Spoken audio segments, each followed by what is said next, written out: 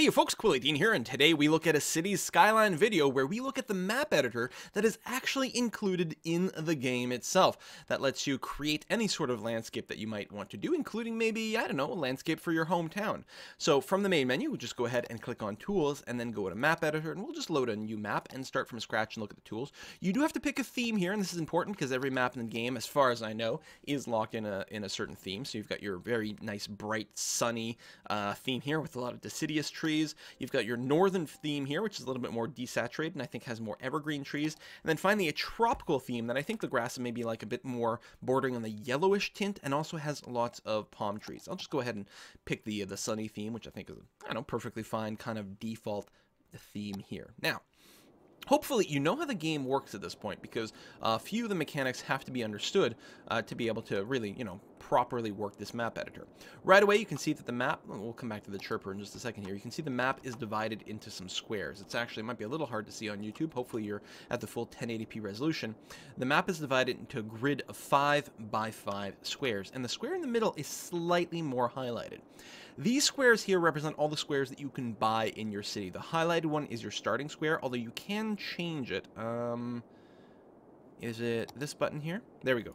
So this is the starting square, starting tile button, so we can go and say, there we go, we're going to start our city in the bottom left corner, and then we can buy adjacent tiles there. I think normally you're going to want to have your center square maybe be your starting tile, but not necessarily. Maybe it'd be one of the others. We'll leave it in the middle for now, and that is going to be fine. But yeah, then later on you can expand by purchasing these additional tiles and expanding your city. But you notice there's also an area outside of the actual buildable area for you to decorate, just so that it doesn't look like your city suddenly just ends at the edge here. You're going to keep it going for a little bit longer. At the bottom, we've got a few different tools to change the landscape. The biggest one, I think the most significant one, is going to be this terrain button right over here. And if we click that, we get a few different tools. Again, the most significant tool is probably the one on the left, which is it's called the Shift tool, but it's to raise or lower terrain. So with this selected, we've got a variety of different brush options over here. If you've ever used some sort of paint program, it should be a little bit recognizable what's going on. We're going to go ahead and zoom right in right now, because right now we've got the smallest possible brush size going on. So if I go and I click, you can see here we'll raise a little bit of terrain. If I right click, I'll actually lower terrain a little bit and make a bit of a pit. You can see here there is a minimum sort of terrain size down there, but the maximum height is quite high. So if you want a deep pit, what you'll have to do is raise a fair bit of terrain and then sink down some bit in the middle. Now, obviously this is very, very small. Also, the brush strength is very high. I'm going to go ahead and bring the brush size all the way up to the max. Now, I still have the default shape here.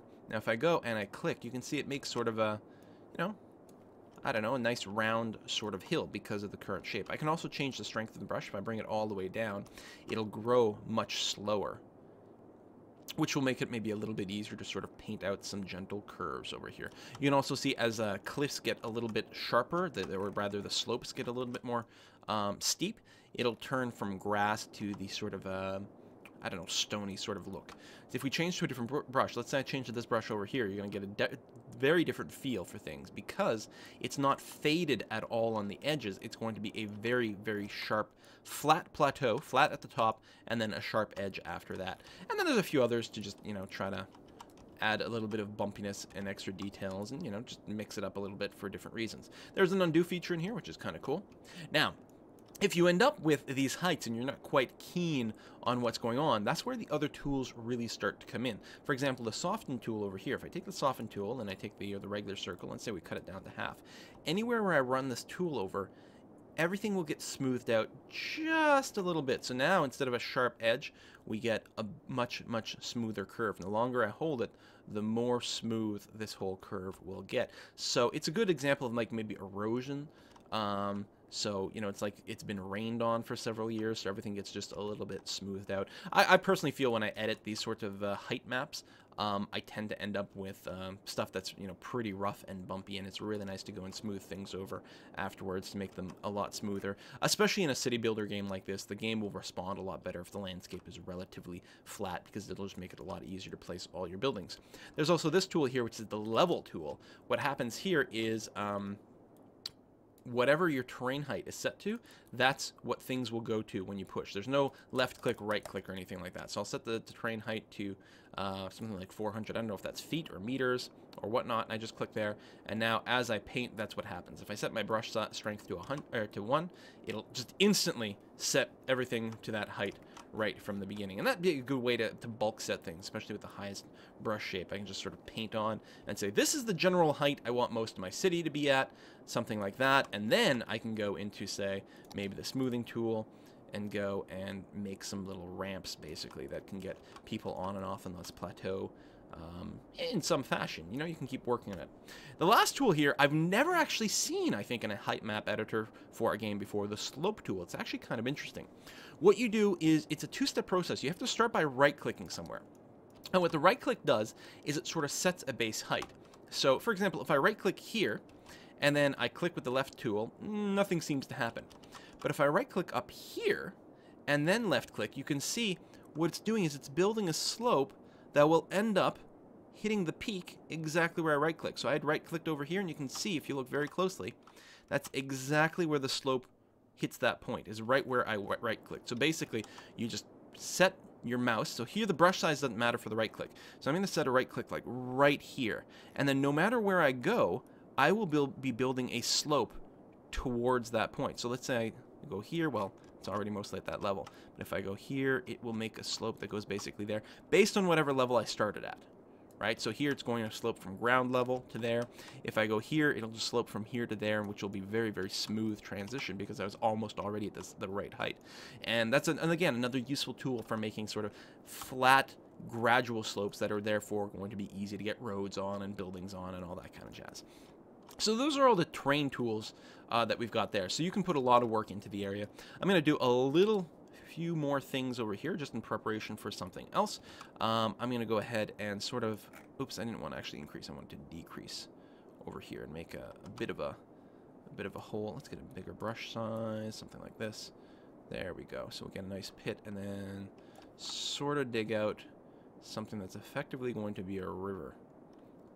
I'm not going to pretend that I'm great at this. You guys will do way, way better than I will. Okay, let's look at the next tool. The next tool is import height map and then export height map. What this will do, if we hit, say, export, it'll give us the ability to save this. And you can see this area that I've drawn, this is the height map for it. This is what it looks like. Basically, you can think of it as a black and white image where the brighter something is, the more white something is, the more high up it is. And if something is dark to the extreme, like the blackness is the lowest part. So the more bright, the more white an area is, the higher up it is in the world map. And what's cool about this is you export this just a ping. It's just a regular PNG. Apparently you can also do a raw and a TIFF and change the position as well.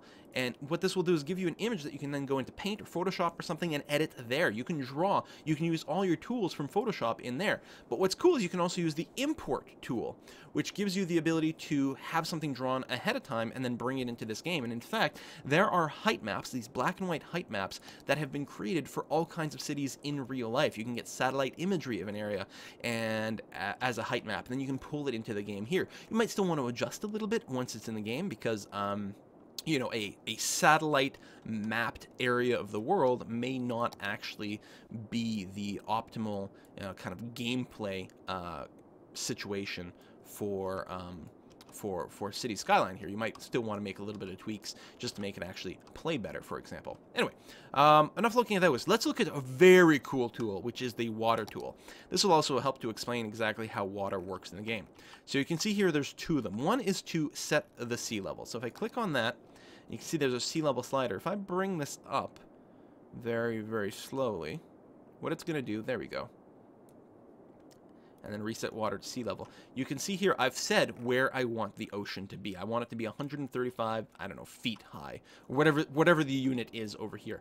So it sets a base water layer, the ocean layer, at that height, and it puts it everywhere where there happens to be enough height.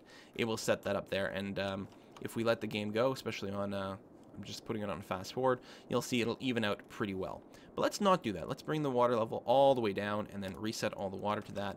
There we go. So it'll evaporate out. So in this map, we don't have an ocean, but we can use this other tool, which is the water source tool, which is really cool. What we do with this thing is we put it in an area. So let's say we put it down right here. And then once we've put it down, I can then drag it up. And the white line is a preview of how high or how deep the water will be. So if I put it, say, all the way here and increase the capacity so it flows a lot faster, you can see water flows out of here like as if this was a shower head or something. And it'll just infinitely flow water until the water reaches this height. So if I bring it down to right around here, for example, it'll basically be at this level perfectly fine. And this will start to form a lake, and it'll stop. As soon as the water reaches this high, it'll stop producing water, which is why on some of the maps, the dams may not work exactly as you expected, because you'll put a dam across the river here, and the water level will sort of increase behind the dam to the point where it reaches the top of the water source, and then it'll stop producing water, so now you won't have any real water to flow through your dam anymore. But if we bring the water source up, and you can see it flows down, which I think is really cool. If we bring the water source up towards something like this, it'll keep filling this area with water non-stop until it reaches this height. Now, this is a very, very big lake I have set up over here. I can move it around as well, which is kind of neat. If I put down another water source, I think we can get water to come in maybe twice as fast over here. There we go. But you'll see that the water will start pouring. And this is how you make rivers. Now, this is a very, very deep and very, very wide river, which might not be the best example. But you can see here, because the water I have, you know, it's a little inconsistent in my my levels. We're sort of stopped here. It's not gonna flow anymore until the water goes up a little bit higher. So it's going to take a while because all this is going to have to fill up a bit more, but eventually it'll get to the point where the water goes over there. And you can still get some of your info map modes, for example, the water here. We can actually see the water flow happening, and you know, the water is sort of flowing out of here and into here, but right now, because it's not getting any higher, it's sort of running out of juice. And in fact, we might have to put in more than one water source. The water sort of evaporates or gets soaked into the ground a little bit, so with big areas like this, you might actually feel, oh, no, look. See, the water's finally getting to that point. It's getting over the edge, and the arrows are going to start to get a little bit bigger here, as it points out the fact that water is flowing a little bit more.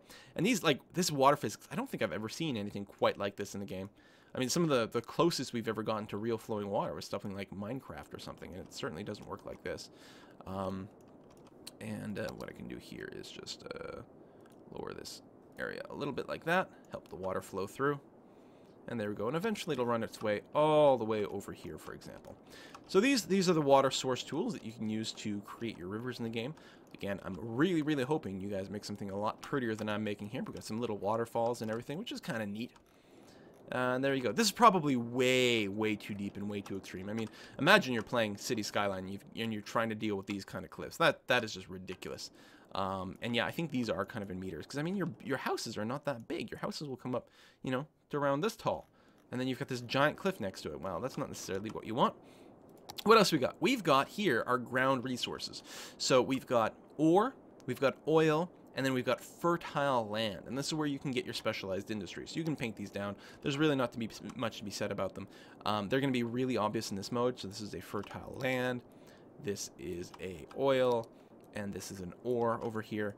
And then if you were playing the game and you loaded this into the game, you would get these three resources, especially in the resource map mode, that you could then build your specialized industrial areas on there, for example. We got a forest resource that we can put down. These are basically just trees. So if I click here, depending on my brush size, it'll fill the area of trees. I can reduce the brush strength, for example, which will make them come in a little bit more slowly. This might be a really good time to use one of these sort of more spotty brushes. I think might make things a little bit more interesting like that, and so on. So there's trees, and you can choose what kind of trees they're putting down.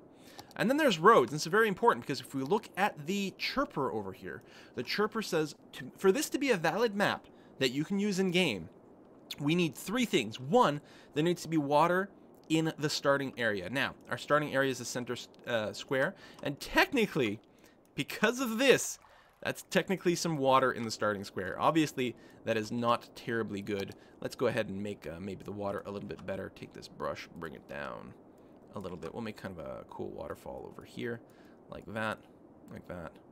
Do something over here, and just make a little bit of a lake, maybe, as a bit of a water source. So let's go and take my water source tool here. And there we go. The level, I think, is pretty good. So it'll fill that up pretty darn quickly. In fact, it's so small, I might want to change the water capacity a little bit. But no, it looks like it's going to resolve pretty quickly. And now we're going to have a nice waterfall that comes off of here. In fact, let me go and grab a smaller brush size and just, whoops, bring that down like this, just to encourage that flow really a lot. There we go. How nice is that? beautiful waterfall. Excellent. Now, depending on what kind of computer you have, this sort of water movement may be more or less difficult for your computer to handle. But overall, it's going to be all right. Okay, so now we've got some proper water in our starting area. What are the other things we need? We need highway incoming connection, highway outgoing connection. Of course, people have to be able to get to your town. So we're going to go to the road tool. We've got our highway selected.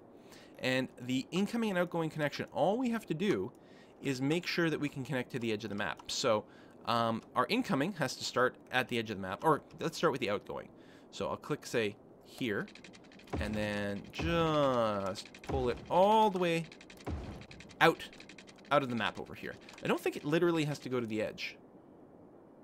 Oh, I might be wrong. Ah, it literally has to go to the edge. My bad. And then on the same... Oh, yeah. See, it even puts in a little green arrow. There's our outgoing. So then I'm going to start an incoming over here.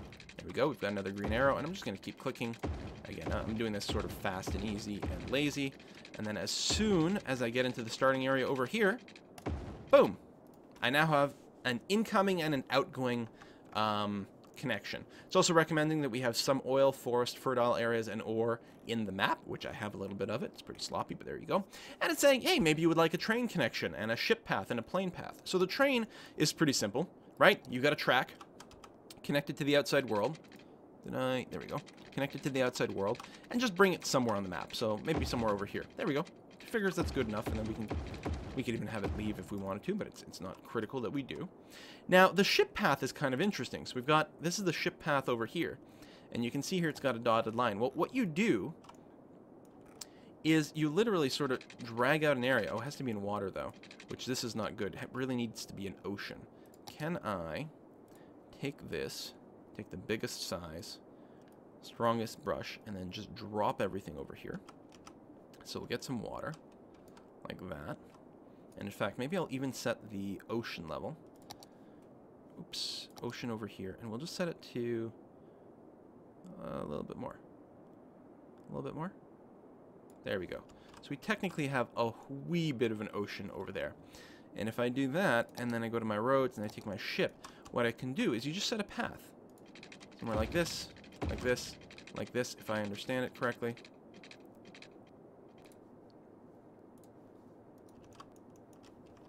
Whoa, oh, oh, there we go. Whoa! I think I clicked a few too many times. There we go. Woohoo! Oh, I think it's the water. I think the water's freaking out. You can do it. I might have done something terribly, terribly wrong here. I'm really concerned that I did something wrong. Okay, we're fine now. Everything is fine. Yes, so, ship areas. Woo! Ship area over here. I'm not 100% sure, but I think I've got it. There we go. We've got a route. So ships can go through here. They'll go back and forth, and then if you put a port over here, you'll actually see when you put the port down, it'll sort of create a connection to this route. So that makes that a legal port route, and the same thing for the airplane. I mean, I can drag it out like that, but that won't actually count, right? What you have to do is you have to grab here to the edge, and now all of a sudden that's a route planes can take. And I think it would make maybe sense if I brought it all the way to the other end over here. There we go, and that was fine. I hadn't seen that with the ship thing before. I think we'll be okay. Oh, I just realized both the plane and the ship connection are technically outside of the buildable area. I think that's okay, though.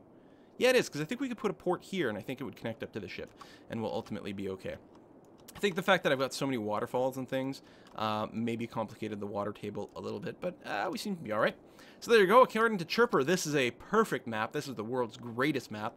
Again, I'm counting on you people to make a better set of maps. But that is a quick overview of the basic tools. Oh, there's also the environment tools where you can do decorations. For example, you've got this thing which allows you to put sand. So we might, for example, want to put some sand on the coast. Like that. Probably makes way more sense to bring down the brush strength and maybe the size over here just to make that a little bit smoother. Oh, that's probably the right brush over here just to make it a little bit smoother as well. There we go. Not bad. You've got herds of animals. A wildlife spawn point. So if we drop that down there, animals will start to appear in these areas. I don't know if we get to see any. Oh, no, there we go. Look at that. There's some animals just roaming around. How cool is that? And then we've got billboards. Random large billboards. So if I go and plop this down, oh, there we go. there, and then we zoom in, we get a whole bunch of billboards. This is, again, probably not necessarily the way you want to do it, but you could put billboards along your highway or something, for example, right? Because obviously when you drive down the road, you sometimes see billboards. So there's a few different variants like that, maybe even grabbing a smaller brush. Oh yeah, there's a single size. That's right, with these things. Now, yeah, you can specifically put down single brushes, and you can rotate them around with the middle mouse button. Or not the middle, the right mouse button to rotate them. And there you go. Now you can get your billboards along the street, for example. Buy your pop soda. All right. And then when you're done, you can go here. You're going to, again, you can adjust the center square, but the other thing you can do is set a snapshot. So if you go there, it'll get rid of the lines. You sort of arrange the camera the way you want it. So maybe right over here, and then you just left click. And then when you go and you save your map, you can see a picture here. You can take more than one picture if you want. Let's say we cancel out of this, resume. So I'll take another one here, and then maybe I'll take one from the beach. There we go. So now when I save, I'll get my choice of screenshot to pick. It's like, oh, I'll pick this one here. You can call it whatever you want. Test map 2. And we'll name it here, and then hit save. And then you can publish it in the new game panel, which we're going to do. So if we've done this, we hit save, we can now go to the main menu. And boom, boom, boom, boom, boom, boom, boom, boom, new game. Test map 2 is in there. Look at that. There's our map. Also, it's worth noting if we go to Content Manager, under the Maps thing, I think we will see our map, right over here. And if you click Share, you will actually publish it to the Steam Workshop so that other people can play on your map. I will not do that with this map because it is awful. But there we go, test map number 2. I can hit Create. Also from that Content Manager, you can delete maps that you don't want. But we'll load it up. Obviously, this screenshot is of a much more beautiful city than mine. Oh yeah, I still have the cheats turned on right now to unlock everything. But there we have it. There is our city, and we can start building in it. We can see the beautiful oil-rich land over here, and the fertile land over here. No, that's the ore, and that's the fertile land over there. If we go, we can expand, purchase, purchase, purchase like that. Voila. Aren't you impressed? Well, I hope you will work hard to impress me. I'm looking forward to seeing your maps, and I will see you guys next time.